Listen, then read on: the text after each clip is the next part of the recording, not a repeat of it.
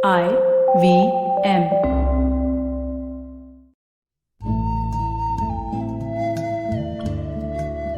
IVM के Hindi travel podcast टेढ़े मेढ़े रास्तों पर आपका स्वागत है। टेढ़े मेढ़े रास्ते ही क्यों?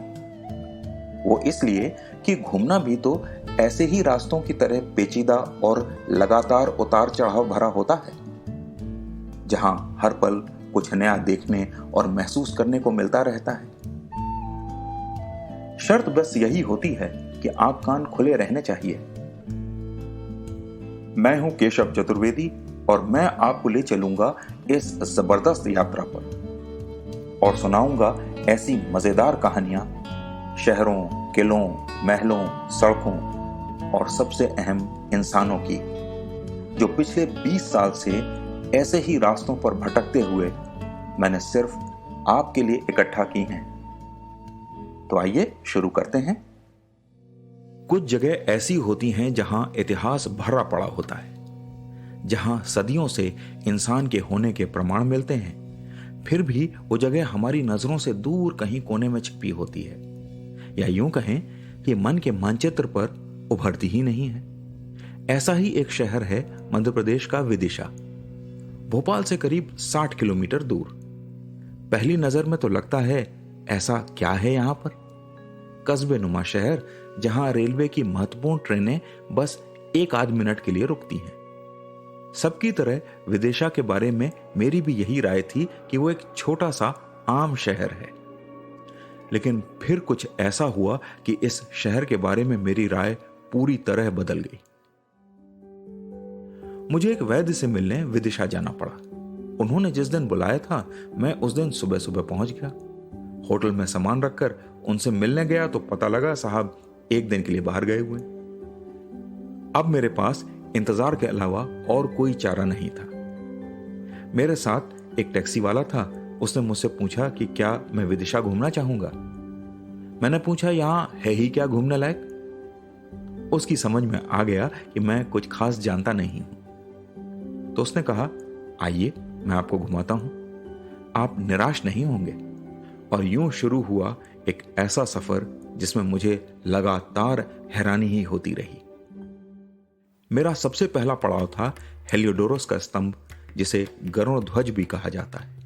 यह करीब 20 फीट ऊंचा पत्थर का स्तंभ एक यूनानी राजा, जिसे अंग्रेजी में ग्रीक कहते हैं, उसने यहां बनवाया था।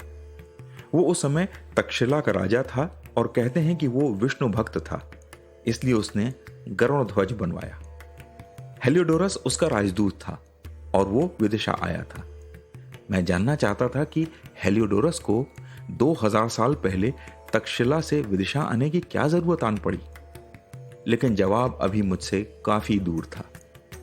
इसके बाद हमने राह पकड़ी माला देवी मंदिर की। पहाड़ी पर बना यह मंदिर अब खंडहर हो चुका है। यहां मूर्तियां खंडित हैं, इसलिए पूजा नहीं होती, लेकिन यहां से नजारा बहुत गजब का दिखता है और खंडहर बताते हैं कि मंदिर बहुत भव्य रहा होगा। दिन चढ़ आया था और हम विदिशा से 40 किलोमीटर बाहर निकल आए थे। अब समय था वापस लौटने का, लेकिन हम विदिशा से 10 किलोमीटर पहले उदयगिरी की गुफाओं को देखने रुके। ये गुफाएं अजंता और एलोरा के समय की हैं। ऐसा लगता है कि उस समय के राजा ये चाहते थे कि आम जनता से दूर उनकी बनाई हुई कला के नमूने जंगल और पहाड़ों में, गुफाओं की तन्हाइयों में ही रहें, ताकि वो सुरक्षित रहें। वरना तो सभी स्मारकों में दीवार पर लिखने और अपना नाम उकेरने की लोगों की ऐसी गंदी आदत पड़ गई है कि लगता ही नहीं उन्हें धरोहर की कोई अहमियत है। खैर, हमारा दिन खत्म हुआ विदिशा के करीब बीज मंडल नाम के अधूरे मंदिर पर। एक तिकोना मंदिर जिसे परमार राजाओं ने बनवाना शुरू किया, पर वो पूरा नहीं हो सका। अपने अपूर्ण रूप में भी इसका आकार कोणार्क के सूर्य मंदिर जितना ही है।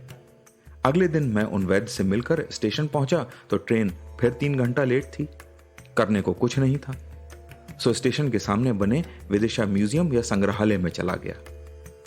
यहां चीजें तो कम हैं, लेकिन जो भी हैं बहुत कीमती हैं। संग्रहालय में घुसते ही यक्ष की एक 10 फीट ऊंची मूर्ति रखी है।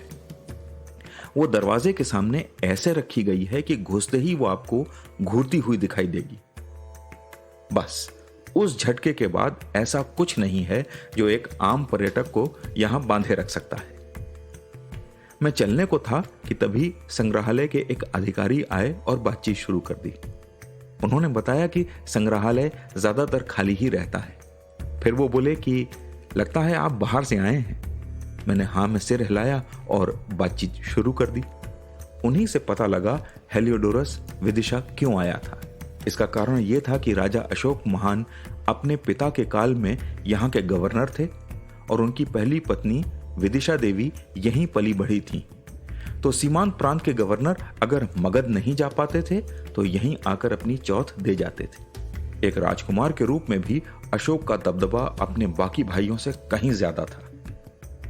एक और खास बात पता चली, वो ये कि भारत का नया संसद भवन का डिजाइन बीज मंडल से बहुत मेल खाता है। ये बात उन अधिकारी महोदय ने जब मुझसे कही थी तो लगा जैसे वे विदिशा को कुछ ज्यादा ही बढ़ चढ़कर प्रमोट कर रहे हैं। तो मैंने उनकी बात को सिरे से नकार दिया। लेकिन जब नई संसद भवन का डिजाइन दुनिया के सामने आया तो मैं हैरान रह गया। हूबहू बीज मंदिर का स्वरूप। नई संसद की उस तस्वीर को देखते हुए मैंने अपनी किस्मत को सराहा। अनजाने में ही सही, लेकिन मैं विदिशा के वैभव से प्रेरित नई संसद की डिजाइन को आम लोगों से काफी पहले देख चुका था। तो आज टेढ़े मेढ़े रास्तों का सफर इसी मील के पत्थर पर खत्म होता है। अगली कड़ी में फिर किस्सों के एक नए मोड़ पर मिलेंगे और वहां से नए मील के पत्थर तक साथ चलेंगे। और हाँ, अगर आपको ये पॉडकास्ट पसंद आया हो तो इसे अपने दोस्तों और परिवार वालों से शेयर कीजिए, क्योंकि सफर का मजा तो साथ चलने में ही है।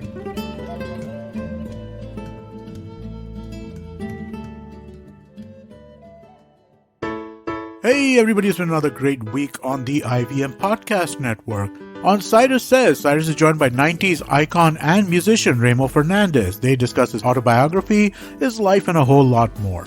On Storytellers and Storysellers, Vineet is joined by stand-up comedian, podcaster, and now musician Akash Mehta about his journey in stand-up comedy and his upcoming debut album, What a Life. On the Talle Harate Kannada podcast, Pawan speaks to PL Uday Kumar. He's a technologist and history researcher, and they discuss digital 3D scanning technology being used to conserve Bengaluru's rich heritage of inscription stories. On Speakeasy, Dheeraj is joined by one of India's most sought-after influencers, Raj Shamani. And on the All Things Policy podcast, the Takshashila folks discuss the gender inequalities that exist in the fashion world. Do follow us on social media. We're IVM Podcast on Twitter, Facebook, Instagram, and LinkedIn. And also do check out our YouTube channels. We have a number of them. You can get them on ivmpodcast.com/YouTube. And remember, if you're enjoying this show, or any of our other shows for that matter, please do tell a friend. It really does help us spread the word. And finally, we'd like to thank our sponsors for the network this week: Cred, Bank of Baroda, CoinSwitch, Kuber, Intel, and Oxfam India. Thank you so much for making this possible. आजकल लोग positive शब्द से ही डरते हैं, पर यकीन मानो Covid के आगे भी दुनिया है जहां पॉजिटिव और सही चीजें जरूरी है। और हमारे देश में जहां जहां ऐसे काम होते हैं, स्माइल इंडिया मौजूद है। यही समाचार तो ढूंढ कर लाती हूँ मैं, शिफा मैत्रा, आपके लिए हर गुरुवार। स्माइल इंडिया आप सुन सकते हो हिंदी और अंग्रेजी में IVM के ऐप पे, वेबसाइट पे, या जहां कहीं से भी आप पॉडकास्ट सुनते हो।